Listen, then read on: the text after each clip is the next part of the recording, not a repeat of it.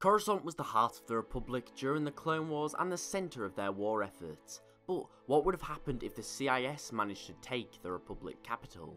Prepare for attack! All batteries fire! Fire!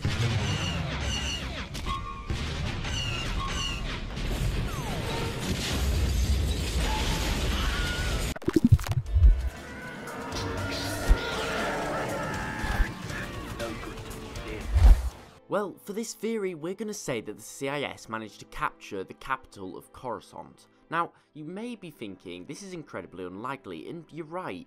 Granted, towards the end of the Clone Wars, General Grievous did manage to launch an attack on Coruscant and kidnap the Chancellor. However, he would have stood a no chance of all of actually capturing it and maintaining it. As well as this, Sidious would never allow this to happen, as he requires the Republic intact for his plan of galactic conquest. So, how does it happen?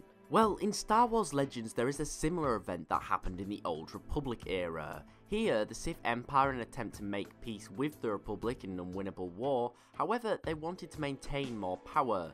They chose to launch an attack on Coruscant itself. Whilst offering a ceasefire in the war and conducting peace talks, Darth Malgus, a powerful Sith Lord of the time, launched an attack, where the Sith attacked the Jedi Temple and the Senate. From here, they devastated Coruscant, forcing it under thumb and using it as a powerful bargaining chip during the peace talks.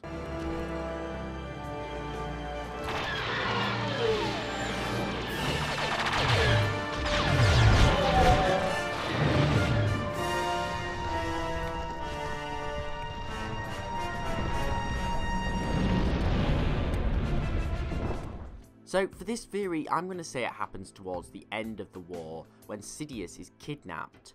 Now, Dooku is still killed, however, when Grievous' flagship, the Invisible Hand, is set on a collision course to Coruscant, the Jedi and Palpatine do not survive. This leaves Grievous in control of the droid army and armada, and in my opinion, a hot-headed Grievous would likely be the sort of commander who would attempt such an aggressive tactic as try to take Coruscant itself. With the elected leader of the Republic dead, there would be a great deal of pressure on the Republic to end the hostilities, with pro-peace groups attempting to end the war as soon as possible. The Separatist Council would offer a ceasefire whilst the negotiations take place, and the Republic would agree, probably expecting them to rejoin the Republic and end the war altogether.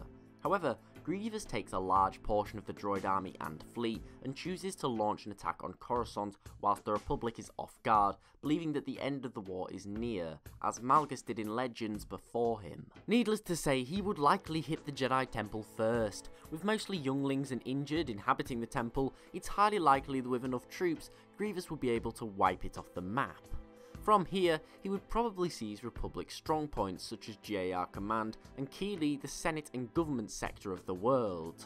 Grievous has now achieved two key objectives. The Jedi's temple has been destroyed. They would have been a great problem if they remained on Coruscant and would have likely not surrendered.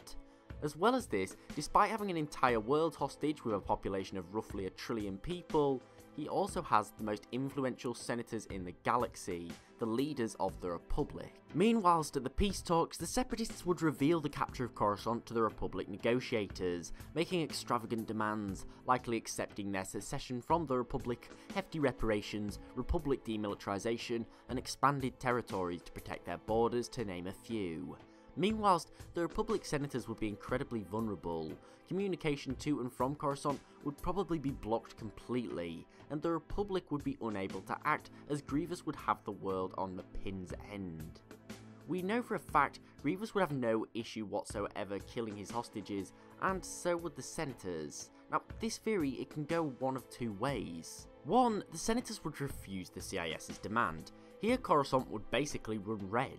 The Republic would be forced to take it back. The CIS would begin a scorched earth campaign, bombarding the planet to pieces and executing its inhabitants. The Republic would inevitably win this campaign, but at a great cost.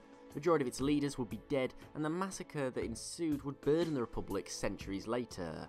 It's possible the Republic would still manage to win the war, but the damage would be so great, neither side would truly win. Or two, the Republic accepts their demands. From here, the CIS's demands would be written into law, and Coruscant would essentially be released as a hostage. The war would be over, the separatists would have won. The Republic would likely be bankrupt after paying back their war debts as well as the separatist reparations, and more worlds would choose to leave the now failing Republic. This would likely lead to a second succession movement, and the Republic would become more and more villainous and authoritarian as an attempt to keep itself together. But what do you think would happen? Could the separatists pull off such a daring and aggressive move, and what do you think would happen? Thanks for watching, I hope you enjoyed. If so, please remember to like, comment and sub for more, as it's always really appreciated and really does help the channel grow. Also, please remember to follow me on Twitter at TheLoreGuy for regular updates. Thanks for watching, I hope you enjoyed, and I'll see you next time.